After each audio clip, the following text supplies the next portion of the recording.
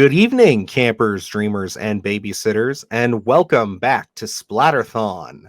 Yes, so we are kicking things off here.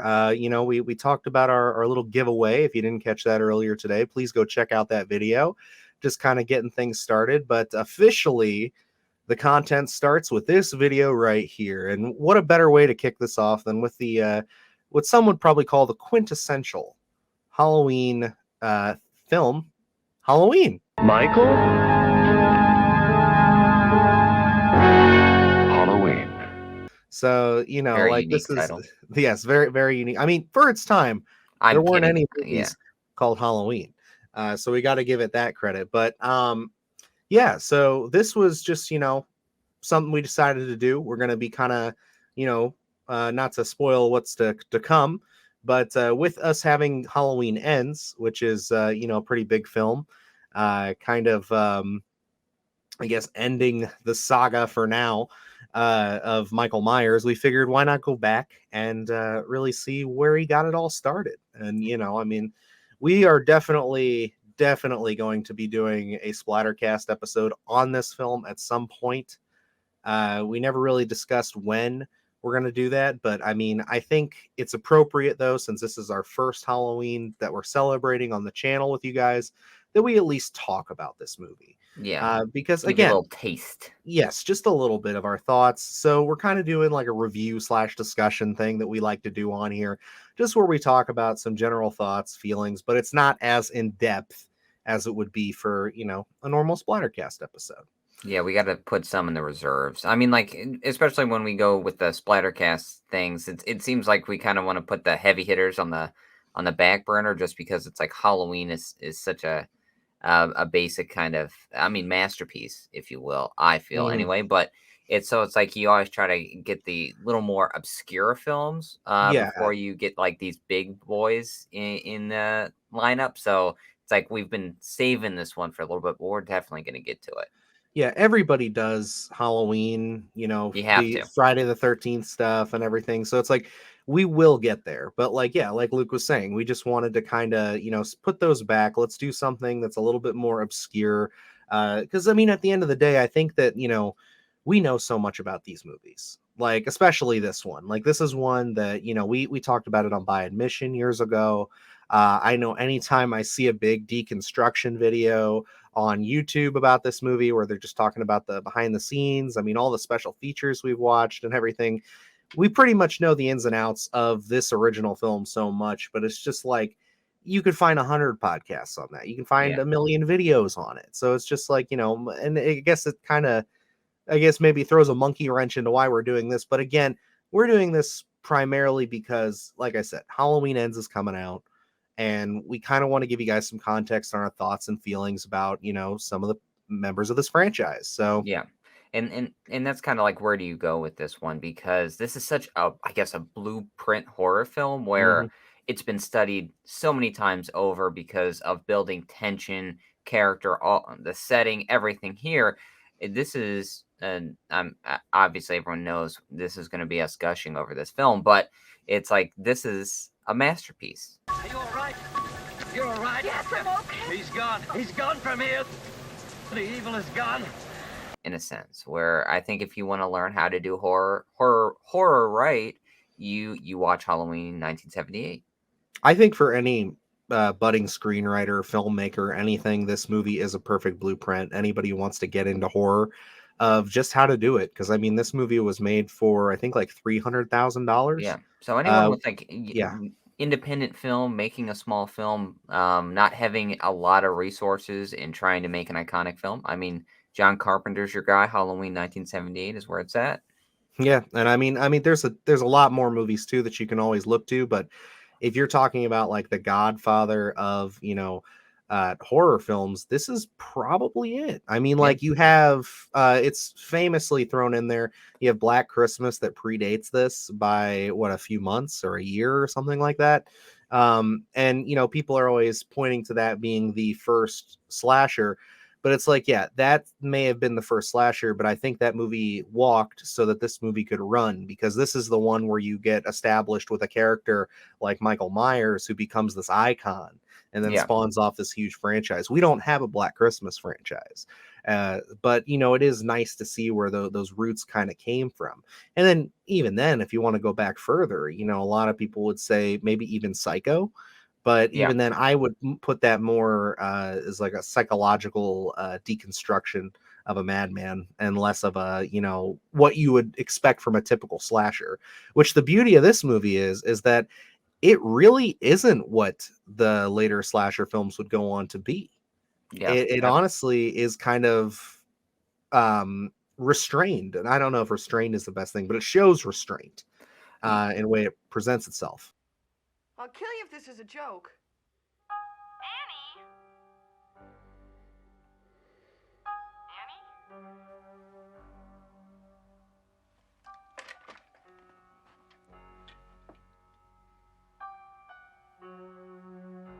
Annie? And you're talking about Psycho, and that's where it's like, Psycho had come out and then was very dormant until the 80s. I think, honestly, one of the reasons that Psycho made a resurgence in the 80s was probably because of Halloween and kind of kicking off that slasher genre. And you're saying how Halloween, the original, was such a different vibe than what we had gotten later on in the 80s. And I mean, Halloween's a really different franchise, whereas Friday the 13th lived in the 80s, Nightmare on Elm Street lived in the 80s for most of its run. Whereas Halloween, what we got early 80s, and then we didn't see it back till the late 80s. But again, this one, that original 1978, very different vibe, much like how Friday the 13th was a different vibe from what, part two and part three had become. But I really think like Halloween, again, where I go back to blueprint horror, this really kicked off a lot of that slasher, the kind of slasher subgenre in horror, and kind of crafted where it went in the 80s. So it's like, this is in line, really different from what we had gotten later on, but oddly in line with the slasher subgenre, because a lot of those first films were very different, and then had kind of fallen in line with just the slasher subgenre. So very, I guess, academic in a sense. No, I think that's a good way of putting it, because I mean, yeah, this movie, I mean, we've said it a couple times, as a blueprint. So it's like it's something that really sets up exactly where people would go. Like this is where this big studio started to pay attention and say, Yeah, okay, they've really got something here. So there's why money don't we here. start doing it? Yes, exactly, where they always do. And I mean, it's the movie that honestly put John Carpenter on the map. I mean, like without this film, we don't really have that. I mean, at this point, he had done Dark Star, which was a film that he did in film school, and then he did Assault on Precinct 13. So that movie was well received, but it wasn't a huge release. It wasn't Yeah, something that got his name out there. This was the movie that did it, and without that, who knows if we would have gotten all his other masterpieces like They Live and The Thing and all these other things. So it's like we really have to thank Michael and all this stuff too, uh, to kind of present that. And one of the facts that I find really interesting about this film is that originally this was not going to be titled Halloween. It wasn't even set on the holiday of Halloween when it was first conceived. It was called The Babysitter Murders. yeah, And it was going to just basically be the same story. But again, they take the whole Halloween element out of it. Um, it wasn't until later that someone suggested that I think it was one of the producers suggested that they set it on Halloween. And then they were like, well, there are no horror movies called Halloween, or there's no movies in general called Halloween. So why don't we do that? And I mean, it was literally, I think, one of those funny things where it's like it just seems like such a perfect outline for a film, and everything was just firing on all cylinders. But you just kind of find out that no, it was just kind of a spur of the moment conversation where they were just like, fuck it, call the movie this. Halloween. And yeah. that's what we got. And now it's this infamous franchise that we're here nearly 40 years or 40 plus years later. And we're still excited to go see these movies in theaters. So Yeah, and I mean, like, the Halloween backdrop is just absolutely perfect, which again spawned Friday the 13th and a lot of these other, I guess, holiday-esque horror films. Whereas Halloween here, those ones, some of them work, some of them don't, but they feel like, okay, again, we're using Halloween as that blueprint. Whereas Halloween, when I had said before, for remakes, I need a reason. Where like this one, Halloween is a perfect reason. It's a great camouflage for the character of Michael Myers to be wearing that mask, and no one to think twice about it. So it really does fit. Yes, he's an eerie character, but no one in a small town like that would find it odd that a man's walking around in a mask. So I think it works very well as a plot device, and kind of just going into, I guess, the how Halloween in general has kind of affected how we live and how we view things. Where, at least in my opinion, where I feel like this really did kind of kick off. Where, as we sit here today, Dahmer's really living its life on Netflix and in social media. Where this really kind of started in 1978, the intrigue for serial killers. Where kind of like, previously we had the Universal monsters, where horror was really much more kind of monster movie-esque for the majority of everything. And then this one really kind of got into that space of Michael's just killing to kill. He doesn't Mhm. really have that background of why he's doing what he's doing. But I really feel like this kind of kicked off that intrigue, going into the 80s and 90s, of kind of how people view these kind of serial killers, and kind of really started where I think there's this turn in horror where now it's so popular today for at least a general audience. Maybe, yeah, a general audience maybe has no concept of something like a sleepaway camp or something like that, where it's very granular horror stuff.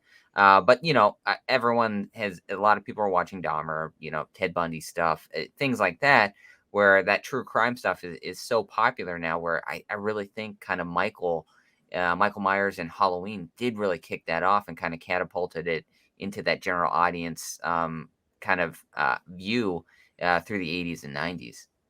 Yeah, and I think that, when we think about this movie and just where it was in the time that it was in, it's just kind of one of those things where it's like it it did popularize it. It was, I would say that's the best way to put it too, because it's like it's not like there weren't movies about serial killers before.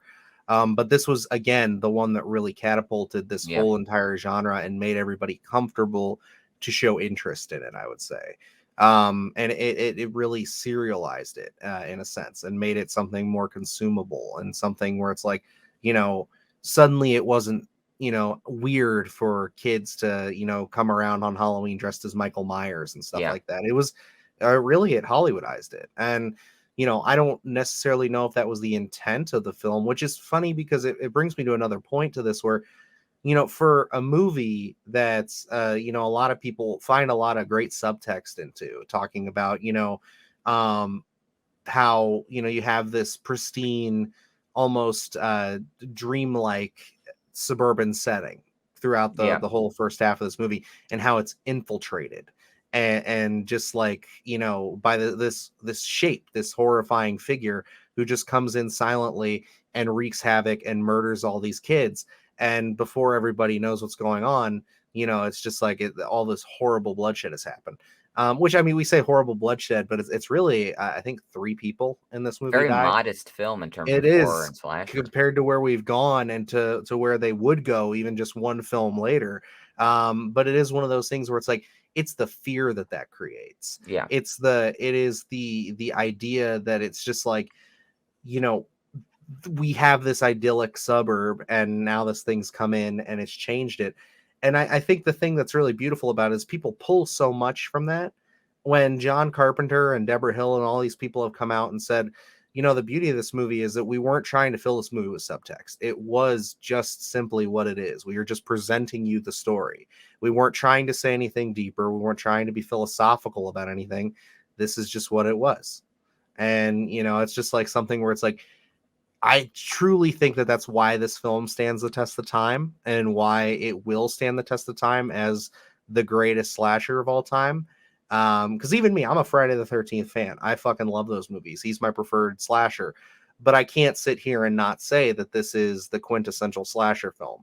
And it's because they just went in and followed their gut and their instinct and went, they had a small budget and they just worked with what they had, and it's all effective. I mean, we watched this movie today and I still get chills in some of these scenes, and I still think back to when I first watched it and how horrifying it is.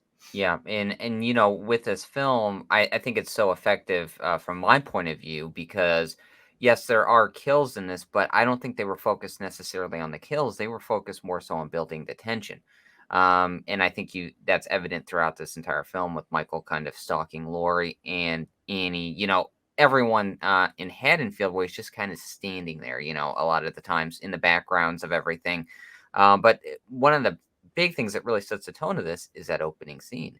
And it's Mhm. like, how jarring is it to see a child killing, a, a grown character? I think that was something very different for the time. It's still different for today, I think, for the most part. We don't see that a lot. So it's like kind of kicking off this film in that manner really sets the tone here, and you know what you're in for. And it's so jarring, it's so different.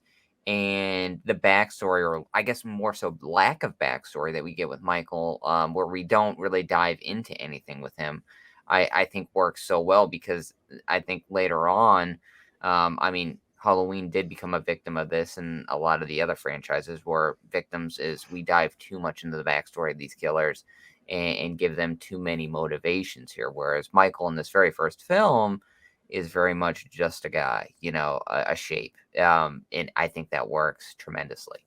Yeah, and I think that the beauty of that, and I know we're kind of jumping around here, but we'll get into some more specifics here in a second, is to follow up on that is the ending. I think that like that sells it, you know, perfectly. Is the fact that you're right. He is just a guy, and then he's shot like what 6 times they say. Yeah, Apparently it's 7. And I think I tried to count it this time. I'm pretty sure it is 7 times because he shoots him once in the hallway and then 6 times before he falls off the balcony. And there's contention with that as a cute little continuity error because like that gun can only hold 6 bullets. So it's just little stuff like that. But again, it's made on a shoestring budget, and it's just like it. You don't really care about that kind of stuff at the end of the day yeah, because the movie is just such a well-crafted flick. But I think that ending is just so effective, and you can see they make so many callbacks to it in this series throughout. Of just Michael falls off, we see him fall to his death, we see him laying on the ground, and then the ending is just Loomis coming up over and seeing the that he's not there. yeah, And that is the moment where everything shifts, where it's like Loomis has been terrified this entire film. And Sheriff Brackett is just kind of like not really understanding it. Anybody that he interacts with is just like, okay, I get it, it's a serious situation, but like you're acting like the devil himself has just walked into Haddonfield, and he has. And it's not until that moment that I think even the audience realizes that, oh my God, like there is something a little more to this guy than what meets the eye. And I think you get a lot of that with Nick Castle's performance too, because like he is so rigid, and the way that he presents himself, Michael never really you know emotes much at all. Like it's like as we go later on in the series, he would when they start showing his eyes and things like that, which I think is a brilliant choice here to never show his eyes when he has the mask on, because it just makes it look like an empty void.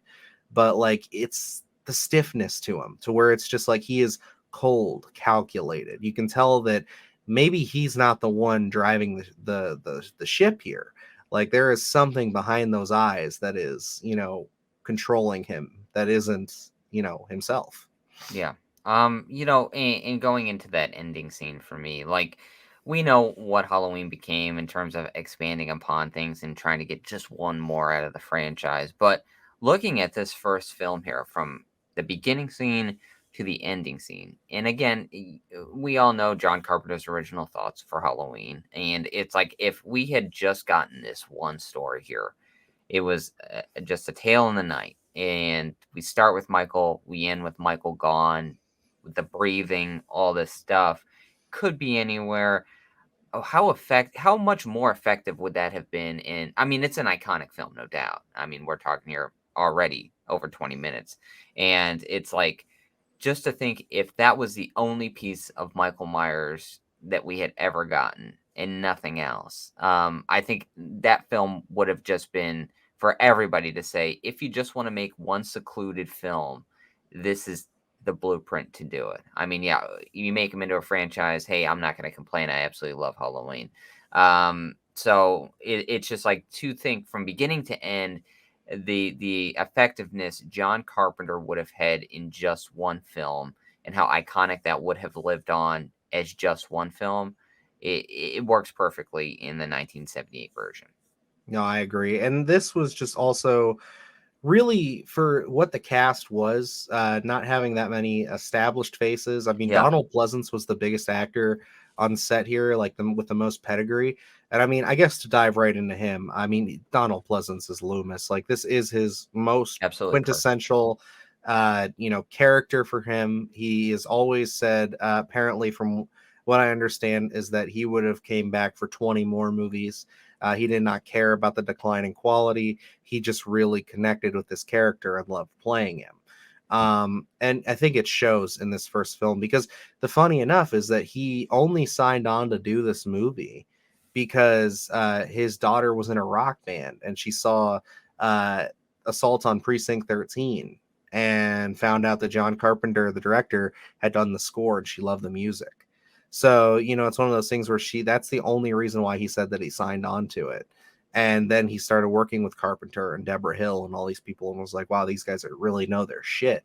And then, of course, the movie comes out and is a smash. But I mean, just going into it, you can tell that he understands exactly who he's playing, the gravity of the situation. He sells it around every corner. I mean, just that speech that he gives talking about, when I met this, what he said, the 6-year-old boy or whatever. Yeah. I'll play the clip real quick.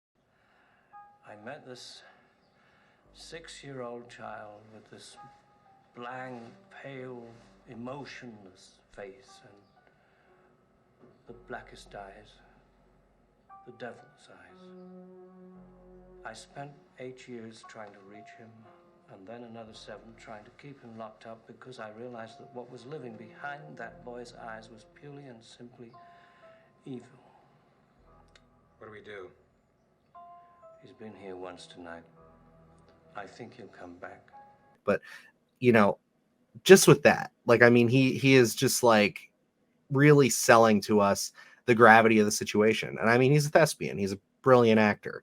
But like, just to have that kind of a weight in such a small movie, it does so much for this to elevate it. And you're saying like the cast overall is great, and for me, I can't really think of any weak parts. But I will say like everyone's great, but Donald Pleasance is on a different playing field in terms of acting in this first film here, because he very much is one of the driving forces that's carrying this in terms of delivery of dialogue and everything. It's like, we've talked about we've mentioned Leprechaun. So it's like, Warwick Davis kind of carrying that all throughout the entire franchise, whereas like Donald Pleasance, I mean, this dude, in no matter the declining quality of these films, he is outstanding. It's just like kind of looking at this first film and then kind of knowing what the franchise became, you kind of weep for him a little bit, wanting him to kind of get a little more out of all these, everything that he is given later on, where it's like, oh, you know what he's capable of. You really wish they can kind of make him, give him some scenes that he can really chew on. But I mean, again, he steals every scene that he's in this film. In the later ones, he's always a shining star.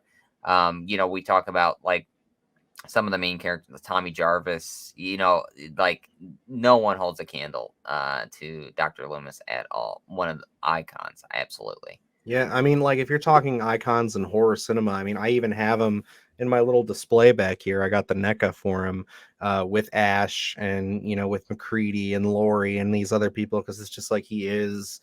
If I was making this into like the ultimate slasher mashup film, like that would be my team. If I could get Yeah. a Tommy Jarvis figure, NECA, please, if you're listening, that'd be great to add to that. But yeah, I mean, like he is seriously the brightest spot, I would say, as far as actors go. And I mean, that's no discredit to anybody else, because everybody else is great. I love, obviously, Jamie Lee Curtis. And I think that this is, for this being this is her first film role, I believe. Yes, I think so. I mean, she absolutely brings this innocence to Laurie, and she really sets that kind of standard for what we would come to expect from being kind of the virginal, reserved, female lead who would become the final girl. So she is, as a lot of people would call her, the scream queen, because like she kind of sets that blueprint. Again, we bring that word up because it's just like without her performance, I don't know where you would kind of go with horror films and how they would portray their female characters. I feel like it would unfortunately just lean heavier into the side of just like, being eye candy and, all this stuff where, they kind of wanted to show that Laurie, isn't obsessed with boys. She isn't obsessed with sex. You know what I mean? She is more reserved and into her studies and more just like she thinks things through, and Yeah. the beauty of it is that she sells that trauma so well in this movie for it being her first performance of just what she's going through, stumbling in on these bodies. And then the ending, like the ending always haunts me of this movie with her whenever I get like super sucked into it, of just sitting there and crying and like, bringing the line up about the boogeyman and everything. Like it is just one of those things where I think that she also really holds her own against like even she only has interplay with Donald Pleasence for a few minutes towards the end. But I mean, she really does carry this movie on her shoulders. And I think all the other actors and actresses are great too, but like those two are definitely, I mean, the prime standouts. That's why they are the ones that kept returning to the series. So, Yeah, in with Laurie's performance, I feel is like extremely different than Donald Pleasence's mhm. performance, where she almost has this modest performance where we see a little more emotion from her toward the end when she's being stalked by Michael, but it's like very throughout the very beginning, she's very reserved, very quiet.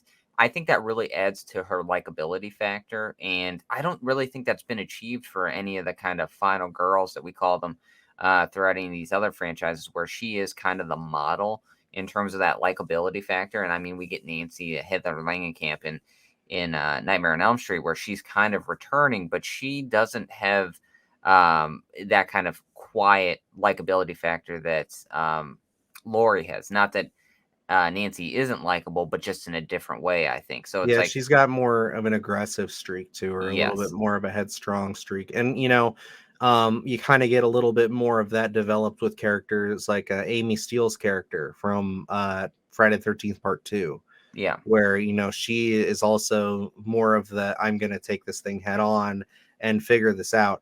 As to where Laurie does have some bouts with Michael, of course, like she doesn't like shy away, but I mean she doesn't intentionally put herself in harm's way. She is literally trying to save the kids and herself. It's a very realistic portrayal. yeah, it's very different where it's like, Nancy setting traps in Nightmare on Elm Street, whereas Laurie, even going into the sequel, is running away from Michael. Like she's not going to try and take this force on. She's going to try and get away. Everything, all her strong moments are because of the opportunity where she's backed in her corner and forced to do something, whether she's in the closet or when he's coming at her with the knife and she's got the knitting needle, where it's like she's forced to do those things. She's not taking that opportunity um, head on. She's trying to get away first. So, again, like you're saying, that's a very real portrayal. I think that's very accurate, very relatable, and I think that adds to the likability factor of Laurie and why everyone wants to see her come back. And again, I mean, we'll get into at some point the later probably franchise stuff where it's like I do like her arc eventually kind of coming into that kind of I don't know, Sarah Connor-esque role. Whether how it's portrayed nowadays, I'm the jury's out for me. But that very first film, again, we've said it a billion times already, Blueprint, where it's like this is the model of what would become into the '80s slasher, Final Girl, all that stuff. Like this is perfection. Absolutely. And I think another thing that I really want to highlight in this video, again, we will go deeper into Halloween at some point down the road when we cover it on Splattercast. But I guess kind of the last thing that I really want to touch on is that infamous score that John Carpenter produces here. I mean, just that theme in and of itself. Even if you are a young kid and you don't know much about Halloween, you've only heard the whispers, you know who Michael Myers is just from the Halloween costumes at Spirit Halloween, the music. Like that theme is iconic. It is right up there with the Jaws theme as far as when you hear that, shit is going down. And I mean, Carpenter is always praised for what he's able to do with music, especially in his films. And I mean, so much so that, like, even in these more recent films, he's been brought back to produce scores. And I think that some of his work in these most recent ones is really different and aggressive and nice, but it still stays with this consistency.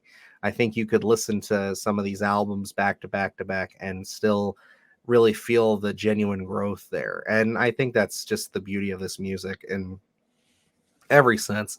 And even the slower stuff, like the stuff where they're just walking, when they're walking home from school and there's a little bit of music cues here and there, like that stuff is really, I would say, I guess I can't really say underappreciated, but it is one of those things where it's like when people talk about this music, they always talk about the main theme. But I think that all the pieces composed for this film really give you that sense and that feeling of Halloween night. And, just getting ready to go trick or treating, the fall leaves coming down, the wind, everything, it just sets that tone beautifully. Yeah, and it's something that is, I think hardcore fans really do appreciate that score, whereas the general audience may go overlooked in a little bit of a sense. But where it's like, listen, if you watch those scenes without a score underneath it, it loses something. It loses the atmosphere, I think. Uh, where kind of the audio is sometimes very underrated, where in terms of elements adding to the tension or the levity of any scene, where like if you listen to those just kind of bare and with nothing underneath them, it takes something away. So it's like looking at this film, Carpenter, I mean, we already know he's a master in terms of filmmaking and composing, where he's very much building something here to that ending, where we do hear the theme quite often. And you don't really appreciate it until it's missing. Like, I mean, again, I have jumped into a lot of different franchise films here where looking at like Six, where they kind of really do mess with the theme a little bit. It's just not the same. So it's like kind of going to that basic there. And I mean, like Jaws had it where it became such an iconic theme where it wasn't really a reoccurring thing that much back then. So, and then, you know, Friday 13th had to make something that's going to be reoccurring, and Nightmare on Elm Street had to do something, so it's like it really became falling in line of what makes a great horror film. Well, you got to have that great theme, and it all started with this Halloween John Carpenter score.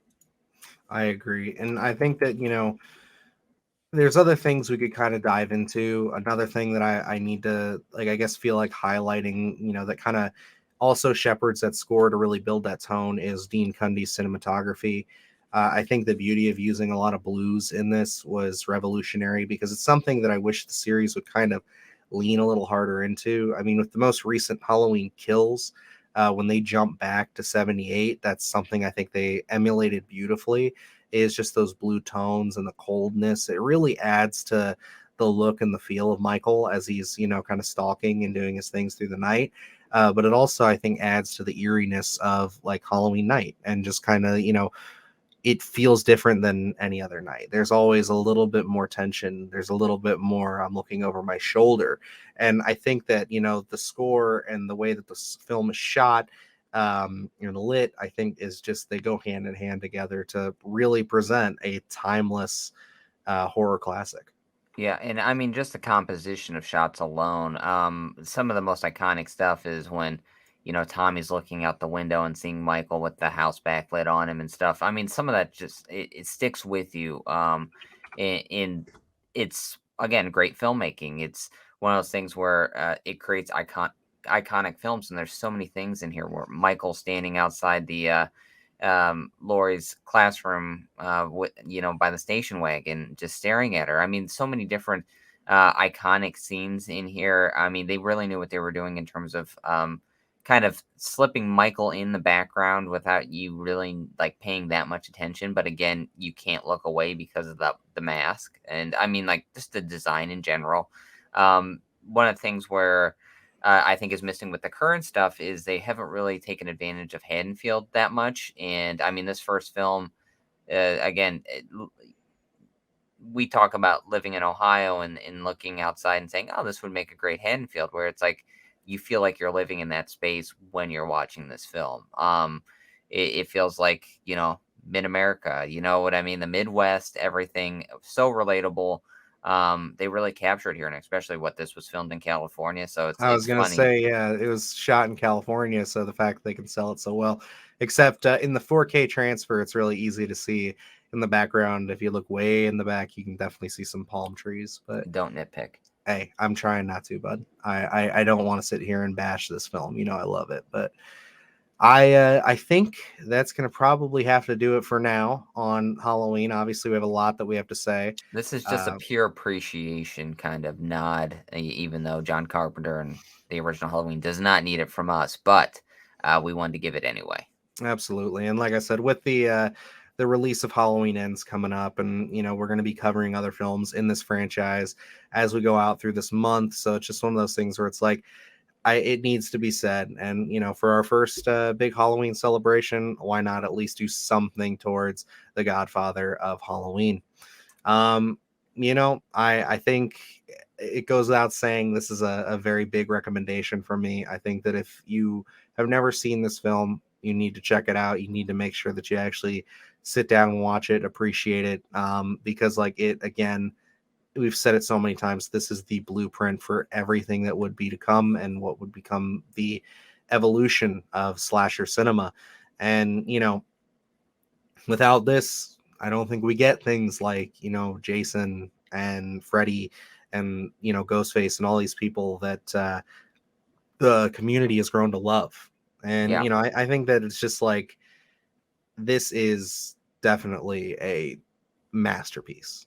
Like Yeah. that, you said it at the start, like that, those are the best ways to describe it. I mean, this definitely spawned a lot of different horror franchises, and I think it created so many horror fans. It's probably a big reason why I'm sitting here doing a horror related podcast, to be Yeah. honest. And when I talk about rewatch value, this is the epitome of unlimited rewatch value. This is something I will watch in July. It doesn't matter what time of the Mhm. year. I always get an itch to put on the original Halloween just because it's that good and there's so much to learn. It's a fun place to live in, even though a dude in coveralls is slashing up people. It's so much fun. It's just great overall. I can't speak highly enough of it, and I'm assuming if you're listening to this and you've made it this far, you've already watched it. I hope So so. go watch it again. 100%. Alrighty, guys. Well, that's going to wrap us up here for our conversation on Halloween, the original 1978 classic. Again, we're here on the Splatterthon. We are giving you all kinds of great content this Full month. We're just effect. getting things started. We got a lot of great stuff coming. Even just this week, we got a lot on the docket. We'll keep it all kind of to the chest. Tomorrow, as always, you have to look forward to the Sunday Scaries. We'll be releasing a new episode Sunday morning. And yeah, I mean, just a lot of good reviews, a lot of big stuff coming up this week. So keep your eyes and ears open for that. Other than that, you guys can follow us on Twitter and Instagram at SplattercastPod, as well as TikTok. Keep up with us with all the conversations. Little things going on, little bits of news might drop. We might say a couple things about it. We're always sharing the good articles and everything on there. Other than that, we also have our most recent podcast up with Hellraiser. Covering that because we got the new one coming out here pretty soon. That was a fun little show to do. Very different from what we just talked about here. That's a little bit more Lovecraftian kind of body horror. It's a great one. It was definitely intriguing, but definitely different than the slasher. And then, of course, we have some other reviews up for you guys. I know we're talking The Munsters and, of course, Jeepers Creepers Reborn from about a week or two ago. So definitely check all that out, and there's way more to come. So, Luke, you got anything for the folks before we head out? No, I mean we're just beginning here on Splatterthon. I mean a lot to come. Working on a ton of stuff. We will not be sleeping. We are gonna we're like Nancy in Nightmare on Elm Street. We're avoiding sleep because we've got to get our work done. Oh, I understand. Yeah, it's going to be a hectic couple of weeks, but it'll be way worth it. So, thank you guys for watching. If you think we deserve it and you haven't done it yet, feel free to subscribe to the channel as well. And yeah, I guess that about wraps it Yeah, up for you, here. you So, you can win the what the black phone and yes, yes, the giveaway. Of course, I got to mention the giveaway. So we are doing a giveaway at the end of the month on the 31st. We'll be announcing a winner. If you go back to the video that was posted this morning where we discussed the giveaway, if you comment on that video, you enter yourself into a chance to win the black phone there, as well as the Splatterthon mug. So keep your eyes out for that. And yeah, also hit subscribe so that way you can keep up with us and know when any updates come to that giveaway. So, alrighty, guys. But I guess until next time, I'm Dylan Newell. And I'm Luke Janesco. And remember, stay scared.